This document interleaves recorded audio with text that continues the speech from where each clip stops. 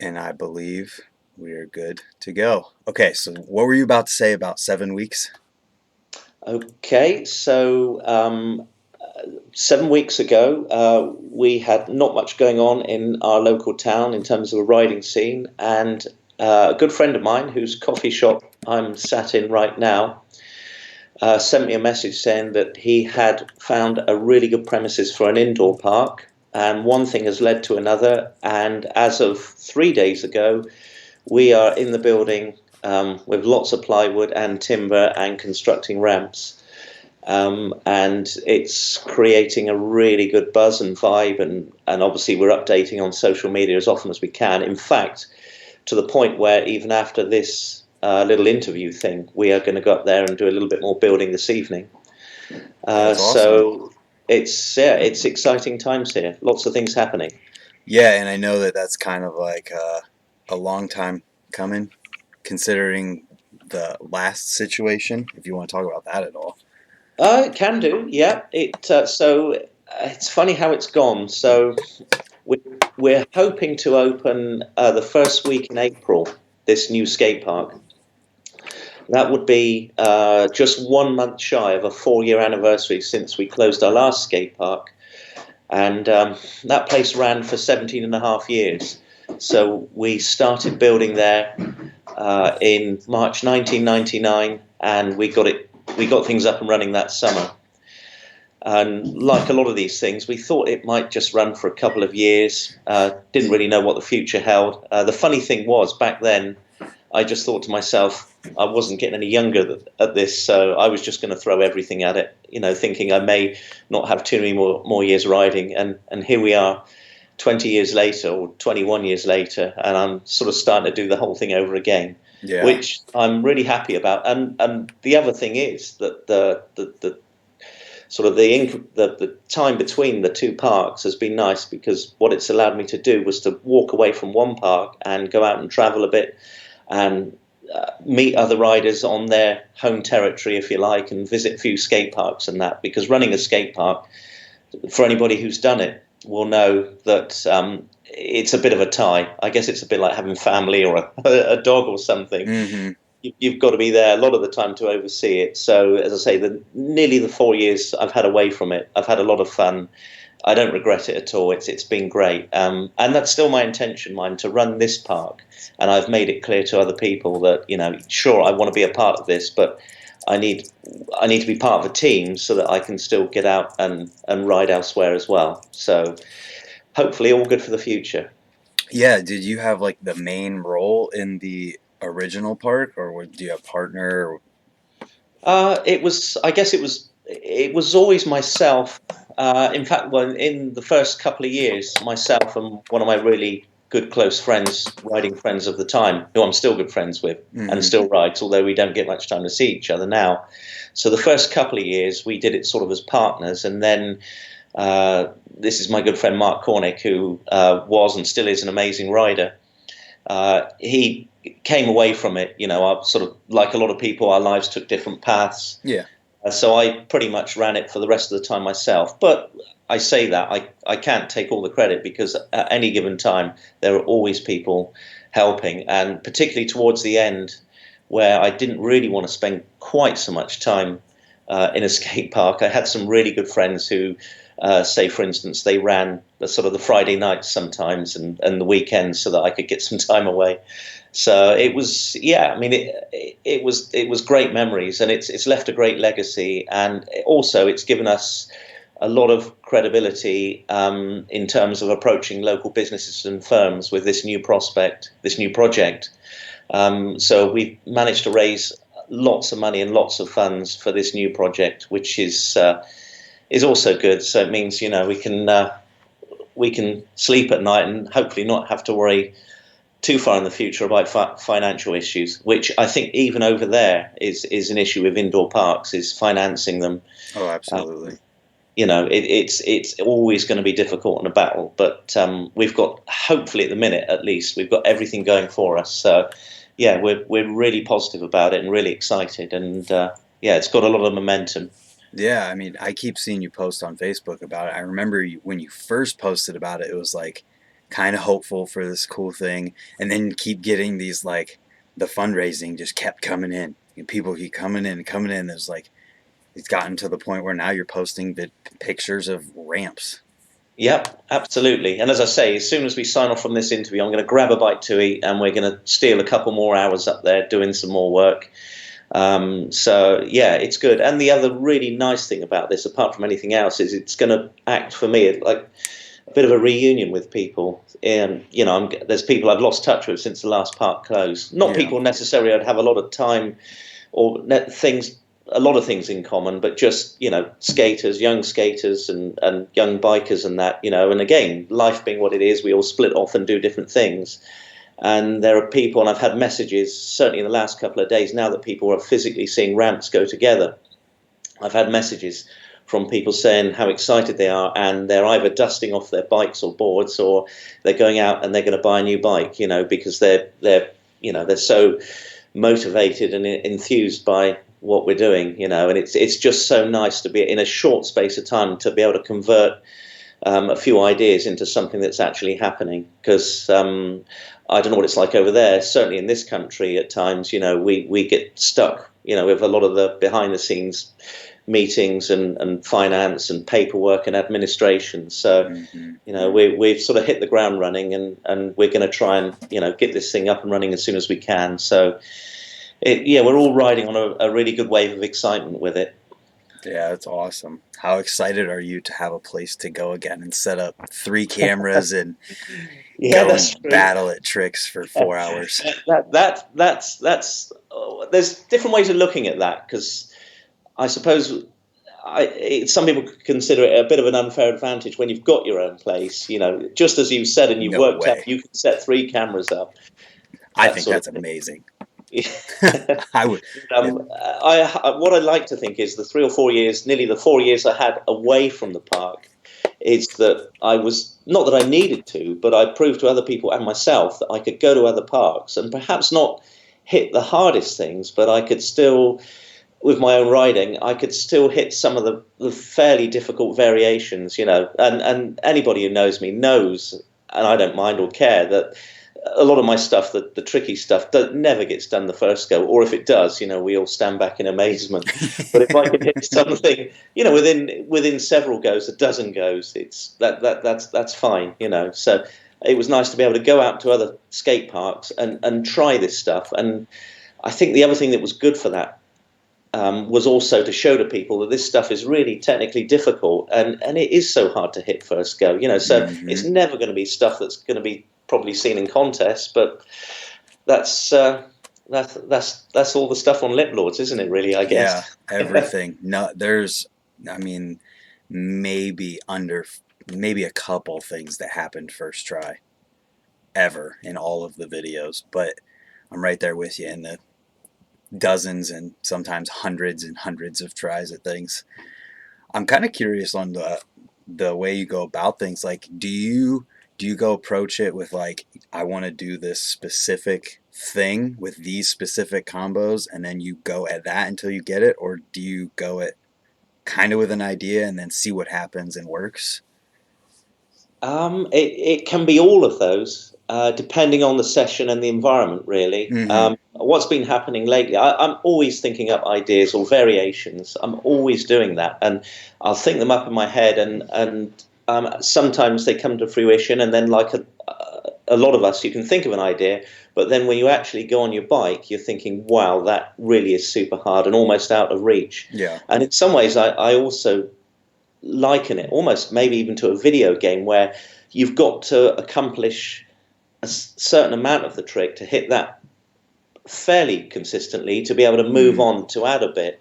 Yep. And one of my descriptions of that is doing, say, a lip trick, and you can have a single stage lip trick, which is the trick in itself. Then you add a bit. So, for instance, nose pick. Then you do a Mm. tail whip nose pick. And then it seems what then gets really difficult is to add a third element. So you do, say, a tail whip nose pick, and then try and take your hands or feet off, Mm. and then on. I think I've only ever done 1 or 2 4-stage tricks, but as I say, the further you go along that line, from it seems to me the really difficult bit is getting three-stage tricks from two-stage tricks. Um, and it's always a challenge, you know. It's always a challenge to add something on, or add another little variation. But the other thing is sometimes I will go out and ride, and I have a very defined idea of what I want to do, and then I just find myself working up something else because I'm enjoying practicing sessioning another trick, you know, even if I've done it already. And I really do, like a lot of people now, almost every occasion, not every occasion, but most, I'll stick a camera on a tripod, and it's great because you might fluke something, you might have a funny, crazy crash. But in this modern era where you can just use solid state memory cards, you can just record, and if nothing happens, you wipe the card and go again the next session. So Yep. it's a whole lot easier now than it was with videotape. Yeah. So it's and it's so good, and modern media and all that, and being able to sort of edit stuff nice and quickly. It's so different from when I started doing video 30 years ago. Did you But have the same setup? Like, did you use multiple cameras back then? I couldn't afford it back Okay. then. That's another luxury of getting older and perhaps having a bit more money Hmm. saved up. So you do have the luxury. Although I've gone back down to two cameras at the minute, but that's partly because I depends. I sometimes use three, but two. Hmm. And the last video I did, always trying to sort of push different things. I'm trying to concentrate on composition and that. And having done so many years, I've done even videoing and videoing other people. I'm still not. I can still make a great gaff and put a camera in a bad place and review footage, even with two cameras, and think that they were not the best places to put cameras. Oh, And the other funny thing with that also is I always the sort of writing I'm doing now, if it's going to be stuff that is going to be immortalized on video, I don't expect too often for guys to be holding cameras panning back and forward, and we have many jokes about that, how their arms are yeah. going to fall off, or they're just going to die. In fact, one of the funniest jokes we had of late was if we went back into the premises of our old skate park, which is pretty much still lying there derelict. There's no ramps in there. Well, there's a few bits of plywood and timber in there. We'd find the odd skeleton, with an old VHS camera or something, an analog camera, where they were Yeah. just stood for so long and they just died in their place with a camera in their hand. That's funny. So we have lots of jokes like that. That is too funny. I remember when we first started filming Lip Lords, I hadn't discovered the concept of just pushing the record button and letting it go. So I would have someone sitting there pushing start and stop every time I approached the ramp, Yeah. and then finally figured out, oh, hey, you can let it run for minutes at a time. You can now, yeah. As I say, with such huge memory cards, that is a good luxury. My personal little technique is if I stick a camera, especially if it's far away, and I happen to pause something, I then just go back to maybe the volcano I'm on and just park the bike there and go for a drink. And so when I'm spooling Oh, through, yeah. I see my bike parked up, and I think, that's where I hit the jackpot on that session. Yeah. So, are you filming most sessions then? I try to most of the time. The difference is that if I go to more sociable public sessions, I don't necessarily bother. I hit a regular session here on a Sunday morning, early Sunday morning, which is one of the local indoor skate parks, 50 miles up the road here. Excellent skate park called Prevail. And on a Sunday morning, we have what they call silver surfer sessions. So it's for old guys, and yeah, for riding and skating. And either that or general open sessions in busy skate parks. I ride differently. In fact, I ride like Yeah. most people, back and forward. I don't want to bore people or hog a piece of the park, or be constantly falling off or coming off or stop starting. So I try and ride regularly if that's possible. Yeah, Um, very much relate to which is that. probably not that great to watch, really. But that's like everybody, you have to keep running and think about others around you in the park. Right. Yeah, I relate to that a lot. On busy Saturdays at Ray's, don't want to sit there and try and use up the spine on a trick that's going to take 2 hours. Totally, yeah, yeah, That's very much relate to that. I was yeah. kind of curious too. Uh, like, so obviously you've been riding for a while. Did it take a long time to like go into the lip trick side of things? Or did it like start immediately and then you just gravitated towards it, or did you do like everything for a long time? I know you still do like everything and still ride around all over, but like obviously lip tricks are a Yeah. big part of it. So for those that are interested, I think I got my first BMX in 1982, and for I don't know 7 or 8 years I didn't even do any ramps at all. I couldn't get to ramps, so I just rode flatland. So that gave Mm-hmm. me my sort of foundation building blocks for flatland, and then I guess the 90s came along, and I got to ride more mini ramps and that, and obviously coming from a flatland background, it was that's where the lip trick thing started. Because I would always have a go at everything, but Mm-hmm. and people around me know I was never a natural at sort of jumping, trails, airing, and that. Although I still love to do it, but it was just lip tricks was just the fun thing to do. I think, as well as a bit of street riding and that. But I think it took quite a while. It wasn't until probably for me in the late 90s, just probably sort of branching out and finding my own sort of little style or niche of tricks and that. Probably at a time when, I suppose mid 90s front brakes were disappearing off bikes. And bringing that forward, how bikes have changed, the modern way of riding. I would never, for me, I still like a tall seat, and Mm-hmm. that's something else. I think it's quite funny now listening to younger riders. They will look at your bike and they will straight away know you're an old school rider. Even Yeah. if they haven't seen you, they will look at your bike. But I just like my bike sort of set up in an optimum way. Bars not too small, not too wide, somewhere in the middle. Seat not crazy high, but not slam right down. And yeah, just the front back brake. I just the more stuff there that allows you to be diverse and do more different things. Yeah. Um, I can go out there and people watch my riding. I use my back brake as well. I guess it's just there was a whole untapped and still is. The potential for front brake stuff. I Yeah. think there was a time again in the mid late 90s. It was back brake. There was sort of tire tap and Fufanu variations, but yet if you're on your front, and I guess in some ways it was a little bit similar at times to flatland, you had tail whips and all that could come from tail whips and um, other sort of front wheel tricks, not necessarily front brake, but front wheel. There was lots of sort of rolling things, and there still is. There's still things out there I can think of that I haven't done, or perhaps are a bit beyond my own capabilities, but there's still plenty more to come. And that's what's so good about this sport is, every time I've heard over the years people say, oh well, there can't be much more to come, and I've even thought that myself, and yet, someone turns a page or comes up with something new or a new angle, and we're looking at new stuff again. So Yeah. it's so good to be in a sport that's hopefully got infinite creative ideas. Absolutely. That has me wondering. So is there a dream combination that you haven't been able to get yet, but you've tried like totally the highest level, you just haven't been able to make it happen yet? Well, I suppose I could. I sometimes these things happen out of fluke or luck, and Yes.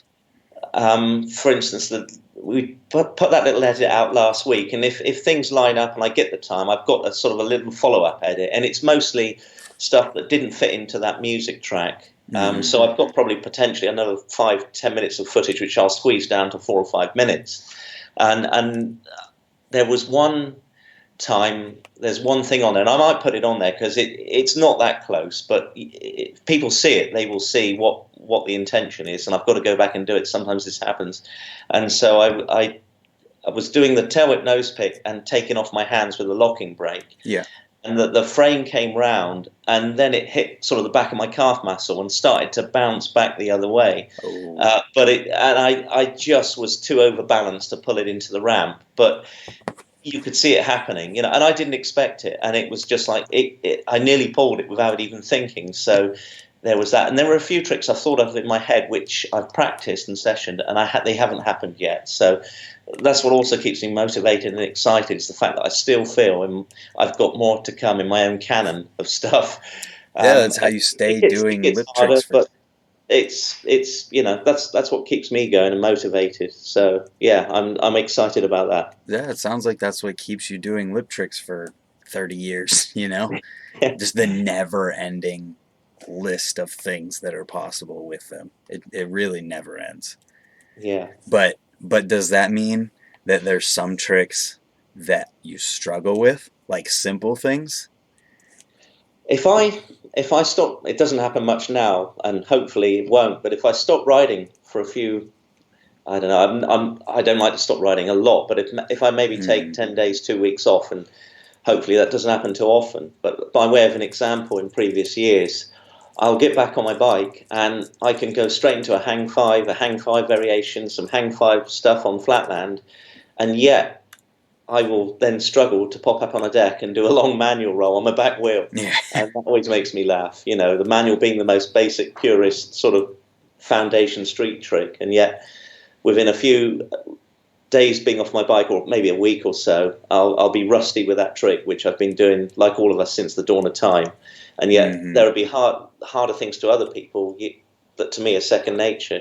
So Right. again, we all have our strengths and weaknesses. And the other thing I joke with a lot of people, with lip tricks certainly, is what we call good day, bad day tricks. And they're tricks that you come out one day and you think, well, I'll try that. And you might fire it off first, second, third go. Hmm. And another session you'll come out and you might not hit it at all. And I can think of one specific example. I had that. Sometimes I'll be trying to showcase a trick to someone.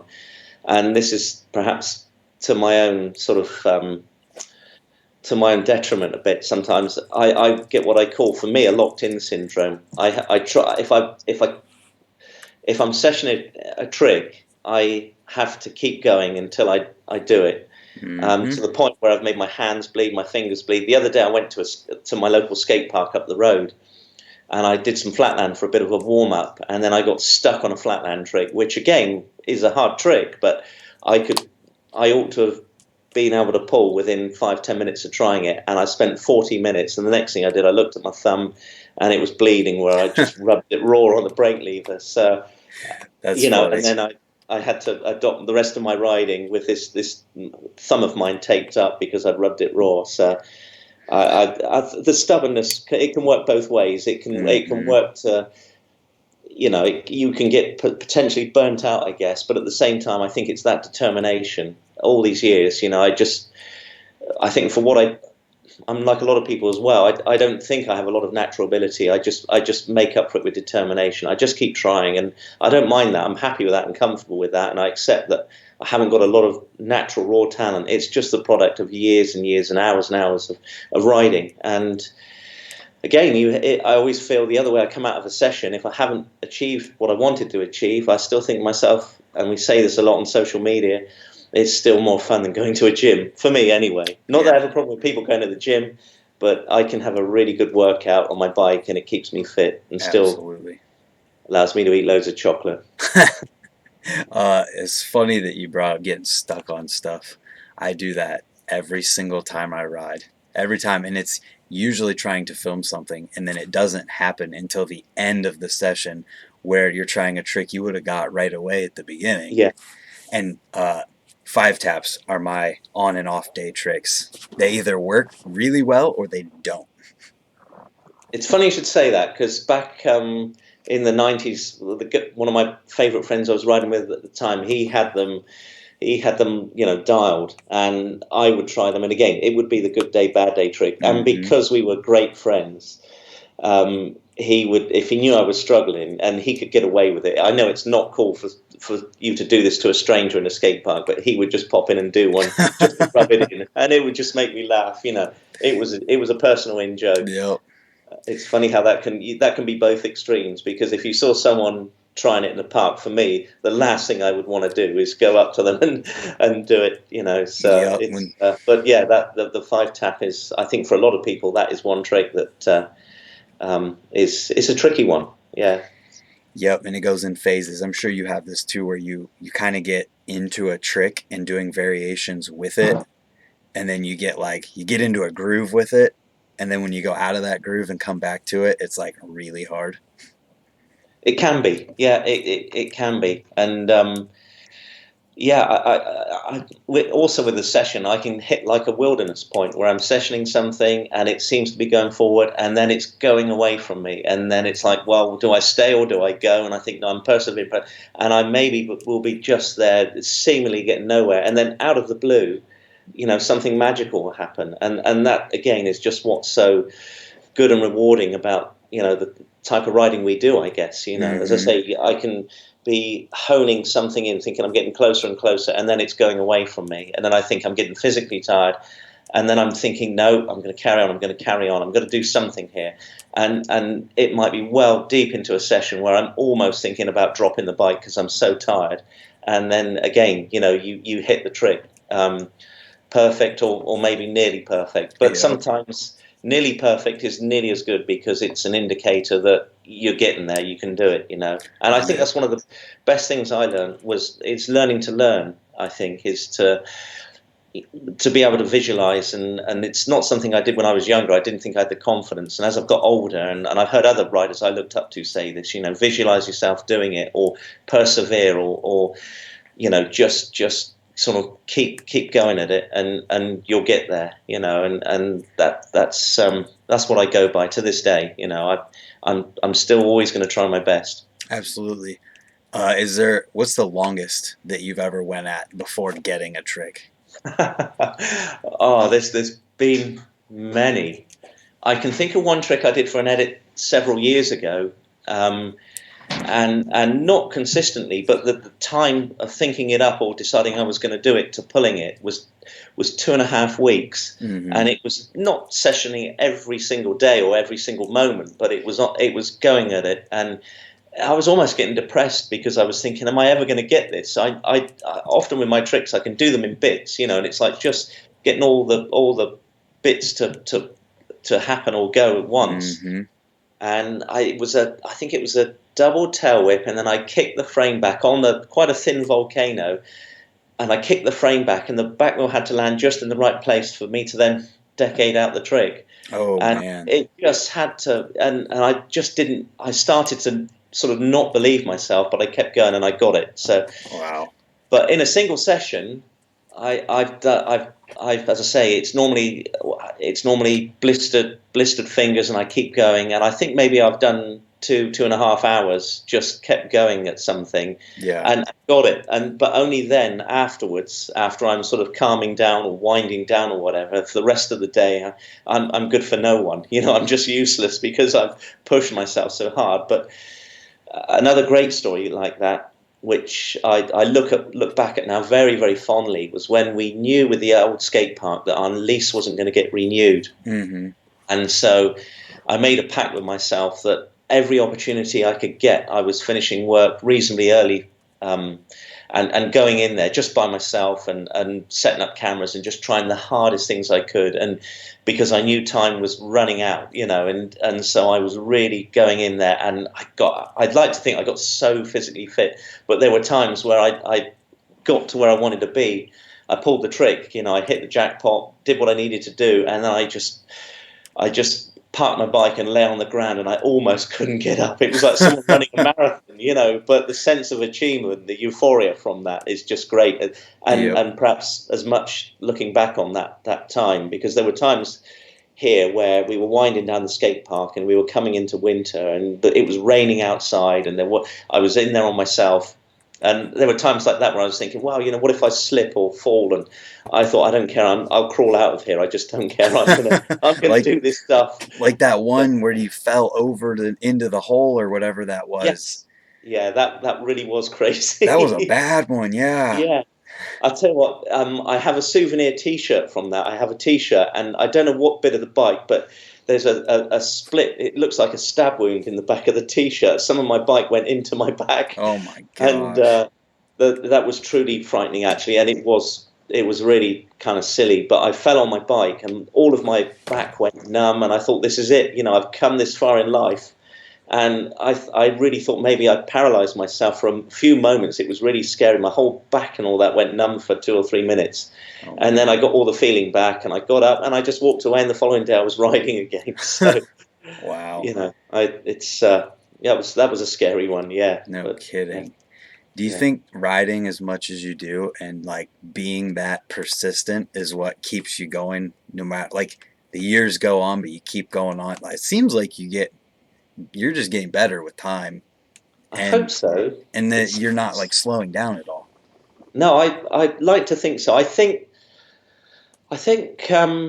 yeah. I mean, I still have the stamina and the fitness and the motivation. I mean, I think that what tails off is the consistency. And I mean, all my riding life, I was never consistent, and I've just learned Mm-hmm. to live with that, and I don't care. And that's what's so good about the video era is that if you're trying so hard for something, it's really good to capture it. That magical moment. I mean, I Yep. know there are great contest riders out there, and everything they hit in a park is what they do. Some of us can only dream of, but it's Mm-hmm. almost like you almost take it for granted. I think some of them almost take it for granted, but when you have to try and work for something, it makes it all the more special. And if you're going to try that hard, then I don't think there's any shame or sort of vanity in wanting to capture stuff, because I mean that's often another subject. I think with modern media, social media, and that is the sport we're in. I think certainly with the age I've got to, it's just I say to people, yeah, I love showing off on my bike. You won't see too many selfies of me on my Facebook, but I like watching myself. I've done something on my bike, yeah, sure, I like to watch it back. Yeah. We've all got egos, and it's what makes us feel good. It's what keeps us going. There's no sort of big secret about that. Biking is fun, and I would do it anyway. But the aspect of cameras and being able to look back at what you do or have done is good. But that said, I do video edits. I was saying this to someone only the other day, and it's always nice to get a good response from doing edits. And I love the whole process of that once I'm in the mood for it. But after I publish them, I maybe have a week or two of reviewing them, and thereafter, I very rarely go back. I just want to sort of move on and try something else, unless I'm reminded of it.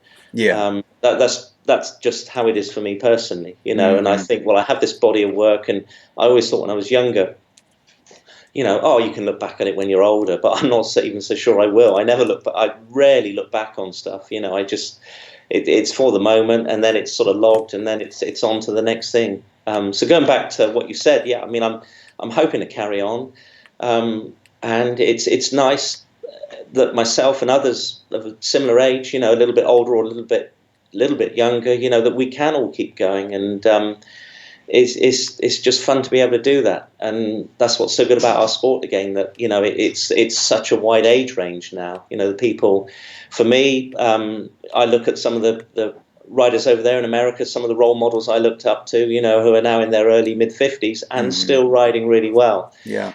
I've got another year yet till I hit 50, so I'm still under that big marker. But it's so good that we can all still ride and just have fun. And I look even beyond that, and I think to myself, well, if my skills tail off, or I don't get the time to be able to keep really tuned in on it, I still love riding. Right. So I've sort of got it in my head that if I go out one day and all I can do is just go on a mini ramp and even just do a basic nose pick, a purest thing, and stall it for a few moments without any fancy variations. That's still a great feeling, just as Mm. it is doing a hang five down a pavement. I just love the pure fun of the riding experience. If it's hard or easy, just riding full stop. I love. Yeah, you're certainly leading the pack in regards to because you're still at the forefront of front brakes and tech riding. You're still doing things that you don't see other people doing, and you're still doing more.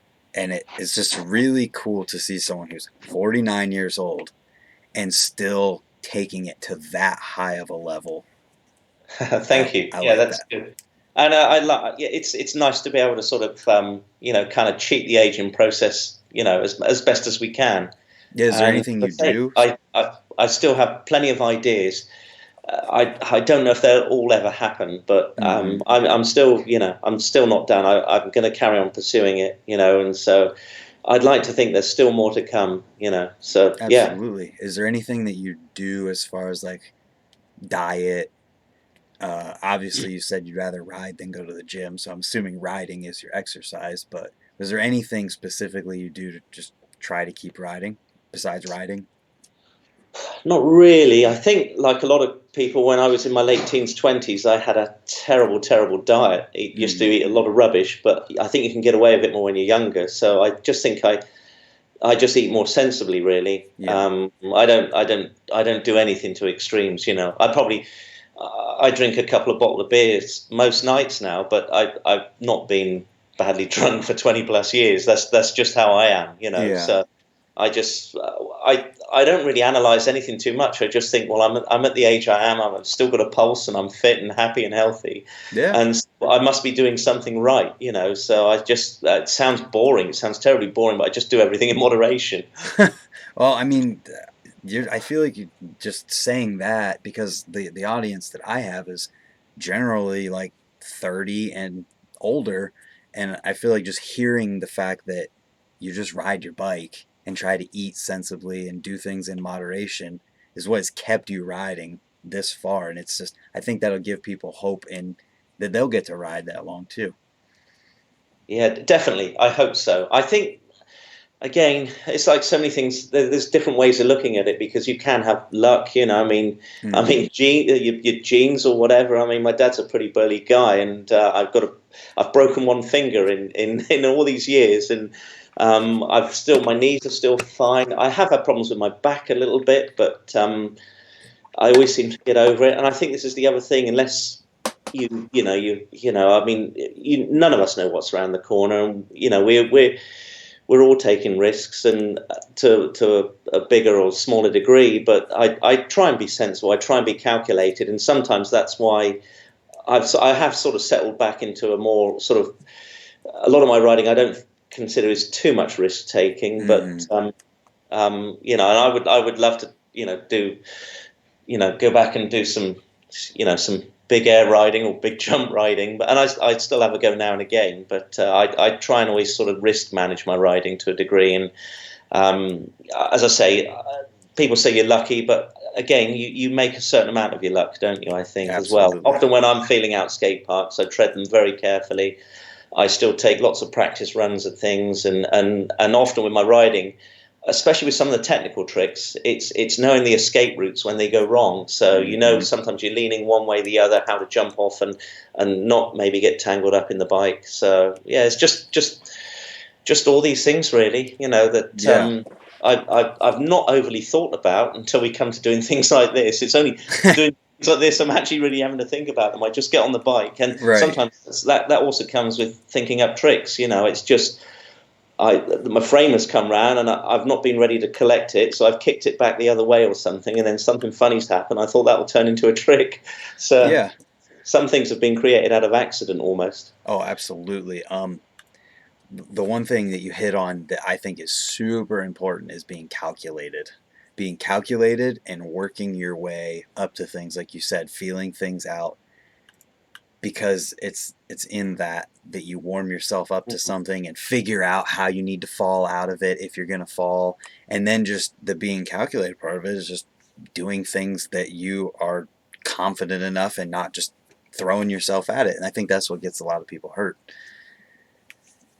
I agree. I agree. And again, I don't know how sort of analytical people get, but I know with my own riding, um, I mean, I do bar spins and that, but basically I do stuff, and one or both wheels are planted safely. Before I don't like to throw bars midair. I have done it, and but again, I think some of the crazy riding and stuff that I totally take my hat off to some of the modern riders. I was at a jam again at the local park up the road on Saturday night, and some of the younger modern riders, skying it and throwing the bars or the whipping and that and catching things as precisely as they did. I just wish I could do that, but I also know I've got friends who ride like that, and what scares me is sometimes when things go wrong. um, when you're that high in that, they can really come and bite you and, Oh, and go absolutely. badly. So, um, to that end, being the age I am, all the things considered, I'm just happy doing what I'm doing. With at least one wheel on a solid bit of ground, albeit on the You're right side doing of the you're coping. doing just fine. You're doing just fine. Uh, do you pay attention to modern like BMX and what's going on in the world of BMX at all? Less so nowadays. What I tend to do is if there's been a big event on an event on generally, with the on Facebook or whatever, I'll go down and I'll see a highlights thing, and I Yeah. think, well, I'll look at that, and I'll look at the highlights, and always be blown away by it, and I'm like a lot of people. I'm sort of blown away. It's a sort of a mixture of emotion. It's being blown away, but also being jealous or bitter that you can't do that stuff yourself. Yeah, all those things. But the other thing is, there's certain riders. Well, you see highlights and you think, well, that's going to be the best of the best, and then you think, well, if I've seen that, I'm not too bothered about what people are doing beneath that, in that similar style, And Understandable. I'm not saying that to sort of be down on that, because ultimately, whatever you do, if it's fun, that's what's good for you. That's all that matters, isn't it? So, um, if I go to the modern parks, I see the modern way of riding, and that's people having fun. That's all that matters. I don't really have an opinion on it. Yeah. I just You kind know, of was curious if you had paid attention to like the state of lip tricks like tech riding and how it's changed over time and if you noticed any change lately because I feel like there has been kind of a shift starting and I just wondered if you had noticed it at all. I have. Do you know what, Brant? I've got to put my hand up there and say, apart from the Lip Lord series, I haven't been paying much attention out there, Hey, and I I think I appreciate don't. that. Yeah, yeah. But again, I love what I love about Lip Lords is the diversity and the combination of it. I mean, there's some really technically crazy stuff, and then there's just some crazy wacky stuff like the headstand peg stalls and things. And Hmm. if nothing else, it's great entertainment. Because it is diverse and this is what's so good about Lip Lords, Lip Tricks, and all that is that there's still a lot of creative ground there, and I think I don't know. I don't know if it's an age thing, but I've certainly heard people say that if they watch a big high profile contest, they'll watch park riders go out and they'll say a lot of the riding looks very very sort of generic and similar. Hmm. Um, and again, I don't want that to sound negative. That's where the young sport is, and that's the way it's going. The direction that's fine. This is a sport that's got so many different angles and what is good about lip lords and also street riders, just doing their thing on 2 foot curbs, that is developing into its own sort of modern sort of language, or riders who are just specializing in that, and that's good also. And so many years ago, flatland has just gone off on its own, Yeah. mostly, and a lot of people seem to want to pick on one type of riding or another rather than sort of have a mix up of it all. But again, that's what's so good about BMX. I don't even have a problem with it in the Olympics or people doing circus riding. It can exist in all forms. And I don't think any of us have the right to say, oh, that type of riding's good or bad or right or wrong. And that's what's so great about 20-inch. Well, not even 20-inch. Park riding, BMX riding. It's all good. Absolutely. It's all freestyle. Exactly that. Yeah. It's that simple. Um, that's cool though. I appreciate the fact that you kind of appreciate everything, but are still kind of in your world of doing what you like to do and all of that.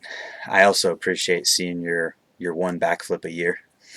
Yes, yeah. I didn't get one in on the last edit actually, and I don't think there's even one in my leftovers. And the only thing I thought to myself is I've got to try and do it on something different. I haven't Yeah, found anything different. I mean, that's my video criteria is to try and not in my own little arena try and not repeat too many things. So yeah, I need to try and get out my comfort zone on a few more things. So we'll see what comes up. yeah. Well, hey, you're building a new park. Yeah. You're probably gonna have a new option for it. I will do. Yeah, hopefully. That's I'm excited. I'm excited to see what you do with the new park and what everybody kind of does in there. Is there anyone? I know there's a lot of like tech lip trick guys in the country, but I don't. Is there any of them that are close to you? I know. Have you heard of Alan Sibley? Yeah, oh, yeah, for sure. I follow Alan's stuff all Have the you time. ridden with him You know, before? I do, and although whereas my Facebook is absolutely, I have lots of Facebook contacts, friends, and all that. So I might miss something on a wall. I've kept my Instagram fairly minimal, and so Alan's stuff pops up on my Instagram, so I'm able to keep in touch with what he's doing. Mm-hmm. And yeah, I mean, just it's great because he's sort of carving out his own style, his own niche, and doing things, and yeah, that's good and entertaining, and yeah, he's a good rider. And something else I was going to mention, actually, I guess, which is an inspiration to me, is back in the day was when props was a regular thing, the props video series, and I was one of a few people, and it's nice to get a similar sort of remark or compliment nowadays. Was when props was coming out, and you would see contest footage. Um, what did it for me, or what sort of inspired me, was not necessarily the biggest riders of the time doing the biggest things. It would be the clip of the guy who did something, techie or weird on the ramp, to the Yeah. point where it was the clip, or maybe a couple of clips, where you reached for the remote control or whatever to rewind because you didn't quite believe or understand what you were watching for the first time. and Yeah. and that for me was, and I always thought, from those moments on, I thought, I want to do that on video. I want to be able to do things on video where it needs a second look, or people are going to say, what was that? It wasn't.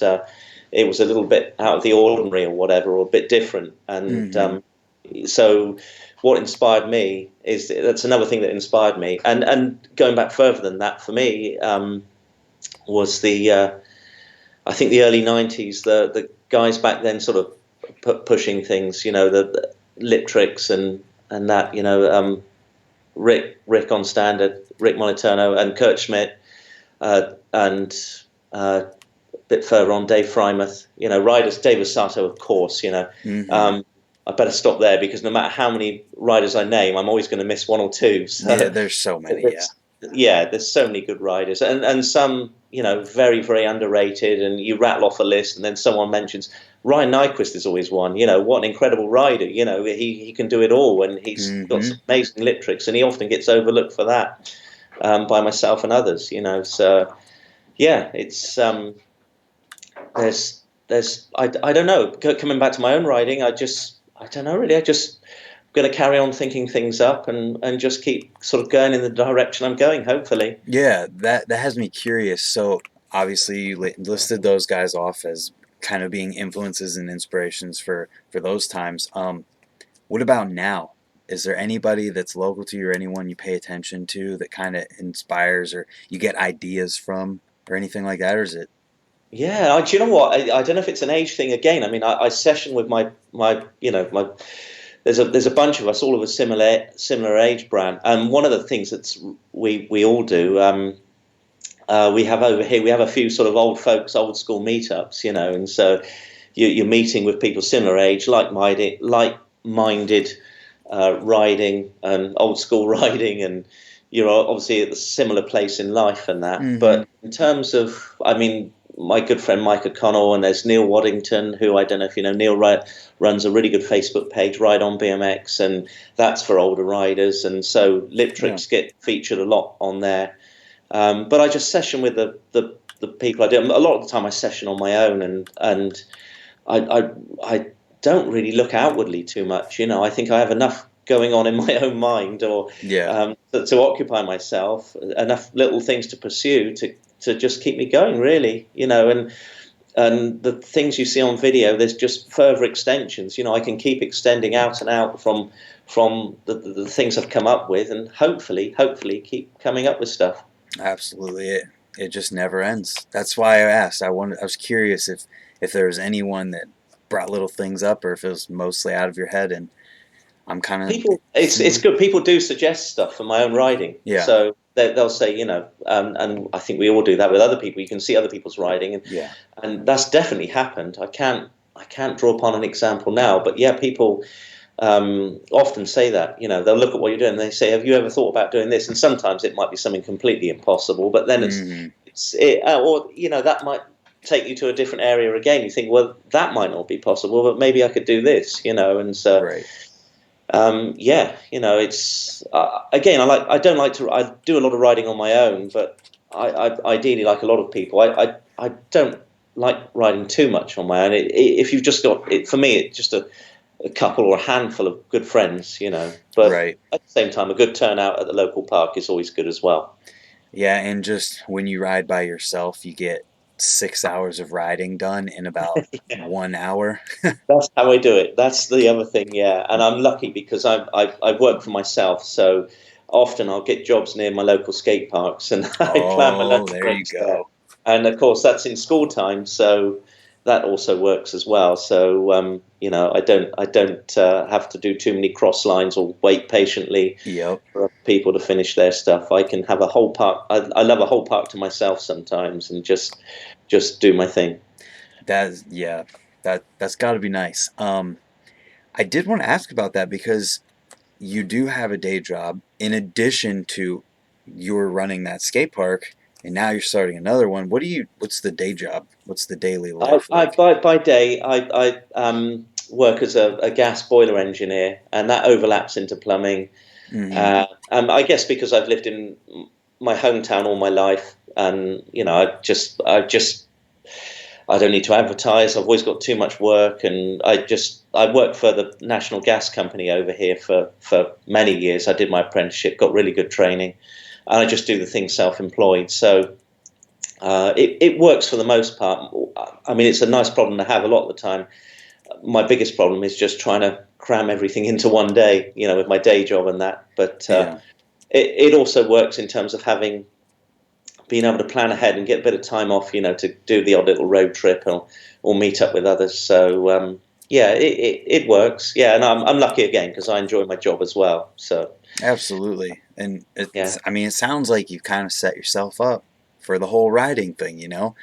You have the job that you want that allows you to ride kind of when you want to, and then it allows you to have the park and do all of those things.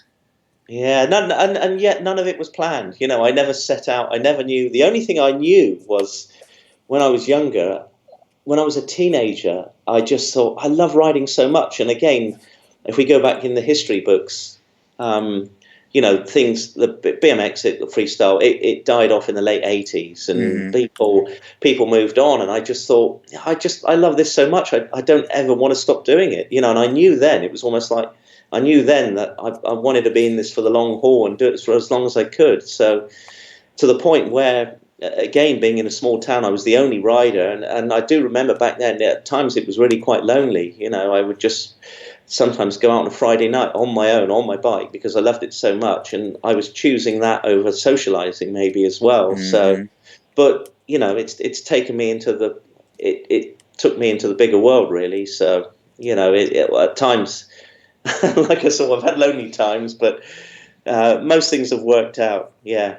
Um, all I've got to do now is just get another happy, understanding girlfriend, and I'll be set up. That's the only thing I'm missing at the minute. Hey, I'm sure with enough time that'll just happen. Yeah. I'm curious. There's a lot of people here asking about your bike setup and your back wheel. What's up with your back Yes. hub? All right. Yeah. That's. Oh God, where do we start with this? So, The beginning. wow, God, it's a long story. So I've been riding free coasters since 1988, I reckon. I had one of the very first ACS purpose designed free coasters. And well, it ties in with what I said before. So then BMX died in the late 80s, and these things, like a lot of bits on BMXs back then, would blow up, and I was always mechanically minded, and I learned how to repair them. And I think, yeah, people were using modified coaster brakes Yeah.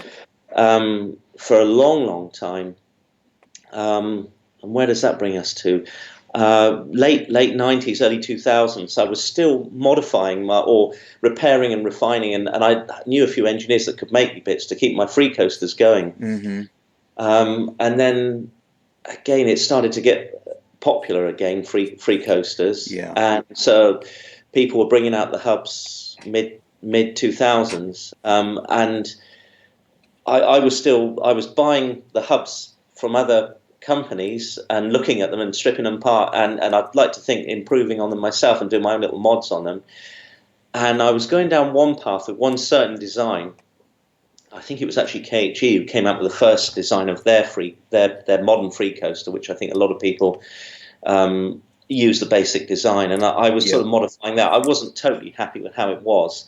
And then a really weird thing happened that made me change track completely. Was It was 2008 or maybe 2009. I actually had a bike stolen, and I wanted to get another bike set up really quickly to keep riding. Yeah. And all I had in my workshop was a Nankai free coaster from Japan. And so I put that on a wheel to get myself going. And I know in flatland circles, the Nankai were, they were, excuse me, You're good. that's my phone going. No Shut problem. up. I thought I put it on silent. Sorry. Yeah, all right. Just don't There we lose go. the train of thought, and we're good. Yeah, I thought I'd turn it off.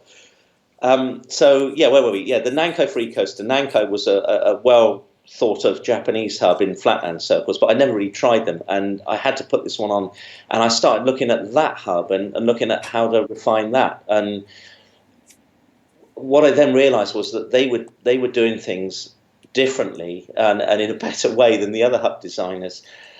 So Nankai had made some really good hubs. They then came out with one with a 14 mil axle, and I run 14 mil axles front and back because I don't I can bend 3/8 on the back, and I have this Mm-hmm. paranoia about shearing off a 3/8 axle, a 10 mil axle on the front doing a toothpick. So I run 14 on the front as well.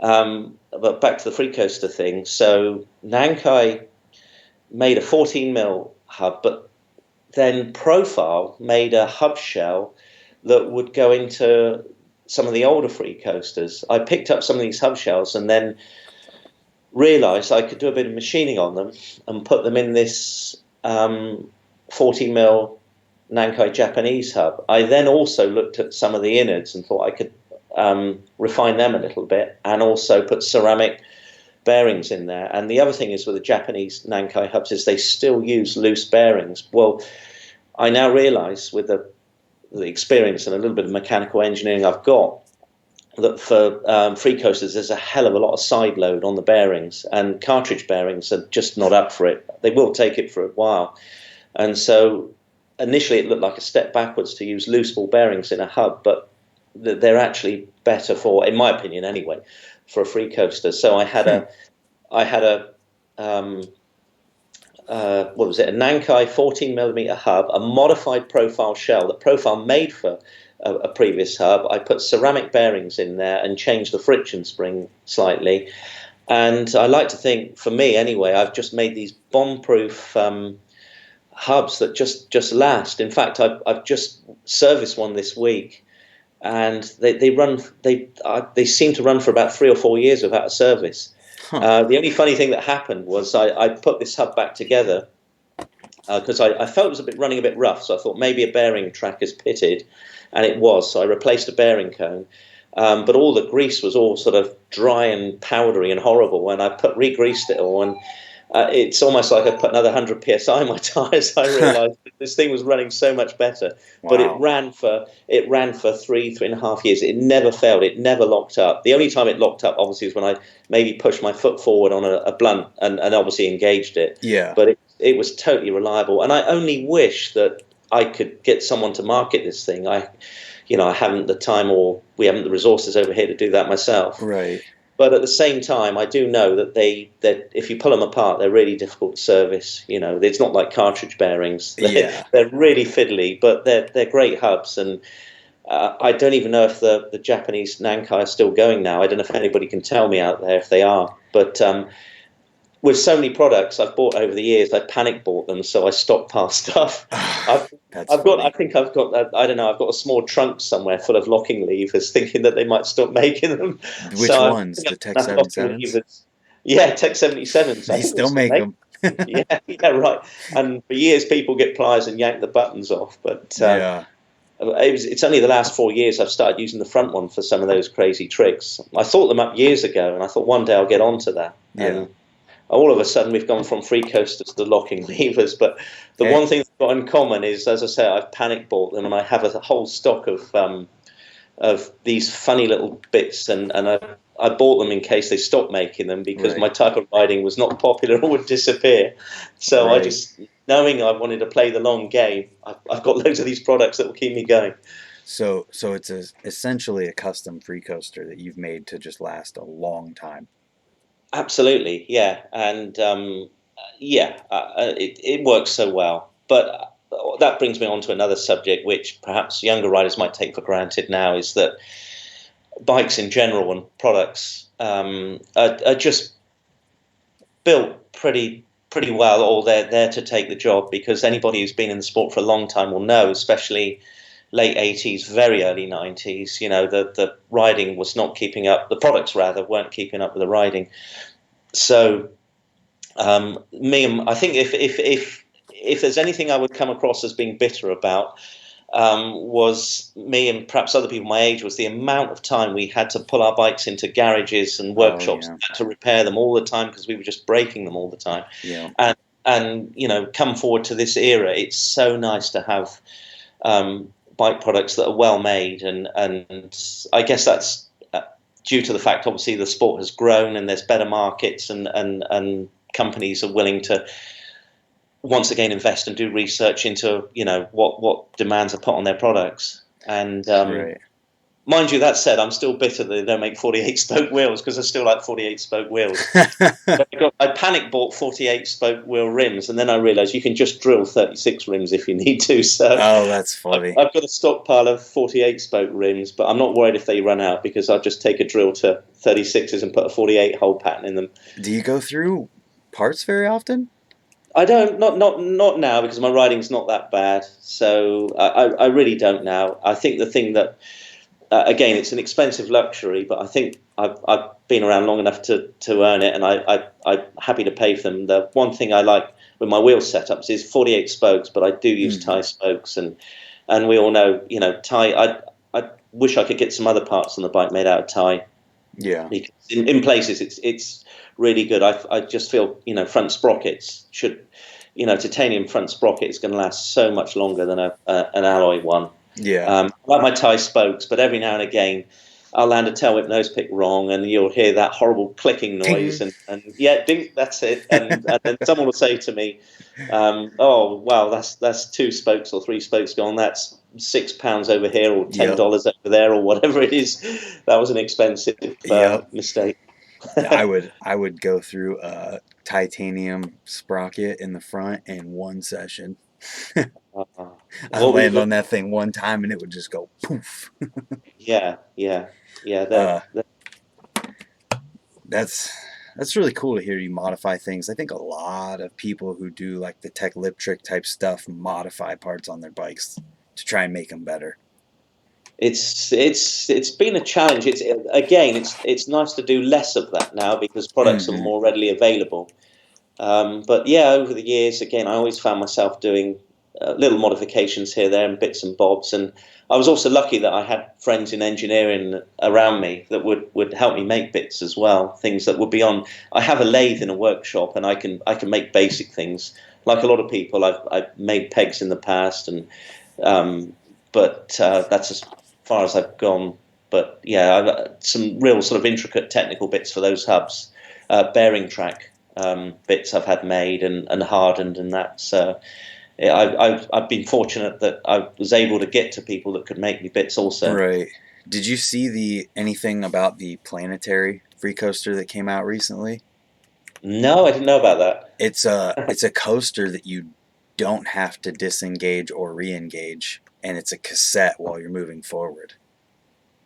Ah, right. I did try. I mean, again, you see, I'm so detached from the modern world. When Ezra, I think Ezra, if that's how you pronounce Yeah, it, but Ezra. first, I did try one of them. It's Um, based on that design, yeah. but with a planetary gearing system in it, so that you can just like you can be rolling and do a 180 without backpedaling or anything, and it free coasts. All right. I don't know. I'm immediately wanting to know how that works inside the hub shell, and I can't think how that works. And there was a time where I would buy a product and pull it open. I did it with it when the Ezra came out. I think the Mm-hmm. first thing I did was got it home and pulled it to bits to see how it would work. And Yep. I wanted to. I haven't. I don't have the time to do it anymore. But I haven't even seen inside the profile, the modern profile Z coaster. But Yeah. I'd like to. And if I had more time, I would certainly like to try one. And this Right. thing you're talking about now, I didn't hear about it, but it sounds good. But I'm asking myself the question: how can it be possible to? Because a lot of people with traditional free coasters, they say they like the idea of it, but they don't like the gap. Yeah. And if the gap was smaller, but it's always been if the gap's been smaller, it's easier to engage and therefore throw you off your pedals. Right. So I am really intrigued and interested to know how this new design works. I've got a video showing it. I actually have one sitting over there on a I'll wheel. maybe look it up later then. I'll grab it. Right here. Oh, just because I feel like you're kind of a parts guy. So that's backwards. So it's cassetting, then it's coasting. Wow. You don't have to do anything. It's pretty crazy. That looks interesting. I have to maybe Yeah. sample. I think I think I've got the thing is probably why I don't know about it is because I think I've got sort of so I don't know again it might be an age thing so sort of happy and content and set in my ways with how my bike is. Yo, You know, absolutely. And I don't need to go on searching for other things. You know, it's as super long as low I've got key my too. yeah, They're as long as I have my very like they're not no huge like they're not being promoted by big BMX media or anything like that. They're kind of just doing their own thing. yeah yeah cool. Yeah. I tell you what, I'm getting messages here because we're gonna. It's just gone past 7 o'clock over here. I don't know what the time is over there. 207. 2:07. Oh, I wish it was still that here. So yeah, no, it's just gone past 7 o'clock here, and um, we've got to go. We're going to do a few more hours of ramp building up at the skate park. Got a jet. So yeah, we're going to do that now, and maybe if we get a bit, I don't think we will have enough done to warrant doing another picture later. But we're going to go up tomorrow night and hopefully jump forward a bit more as well. Awesome. And Well, so before we we're going jump to off here, just tell people where they can find you and find your skate park information stuff if they wanted to follow along with what you're doing with yeah, do you know what? I'm not that great at this. So obviously, it. you might know my personal Facebook page. So I use my full name. So Yep. anybody's welcome to see what I'm up to. It's Robert Ridge, my full name. I do Instagram, but I dip in and out of Instagram. Mm-hmm. I'm not so instant on that. There's YouTube you can look at, and the skate park progress. Um, and I don't want to get too ahead of myself here because it's only going to be a little park, but it's going to be great for tech stuff. So Yeah. I'd like to think you are going to see some good stuff come out of it. So the skate park is called 2020 Skate and Ride. Obviously 2020 because of the year. But the other thing that's nice to mention about the title here is that Skate and Ride was one of the first indoor really good local parks to me here. I'm on the south coast in England, and one of the first really good indoor skate parks was in Bristol here in England, and that was called Skate and Ride for a number of years. And our title, some of that is a bit of a tribute to the great memories that I had at this skate park in Bristol, which was called Skate and Ride. So That's anyway, really we have a cool. Facebook page for the new park where people can follow progress if they want. It's 2020 Skate and Ride. Yeah, and thanks for all your audience there. Yeah. Thanks for being on here. We're gonna have to do this again one day. I I think would love we've to. just Yeah, scratched the surface. yeah, that's all right. Yeah, that's fine. If you feel there's enough material in that, as I say. Oh, and the other thing to mention is it depends. All depends on time. But I've got a. I don't know how you work, Brant, but I tend to video in my head. So I've just done this little video edit, and I'm really grateful. And I kind of hoped and thought it would be well received, and as always, I'm really pleased with the comments that came back. Mm-hmm. But I'm going to do like a leftovers section. So Yeah. it won't be everybody's cup of tea, but it's the same old thing. If you like what you saw before, it's just more of that outtakes, different angles, or just different tricks done where maybe the light wasn't so good or whatever. So it'll be another hopefully a 5 minute edit. I might get out at the end of this week, but certainly the next couple of weeks, and I'm looking forward to doing that. So Cool. I'm looking yeah, forward to and see it. thank you for your time. Yeah, absolutely. Thanks for being here, man. Okay, Have a good I one. shall I shall see you soon, and we'll catch up soon. Thanks Yes. again. Catch you later. Bye. Oh, thank you guys all for hanging out. That was super awesome. And hopefully we'll see you again soon. Let me know if you want more from Rob.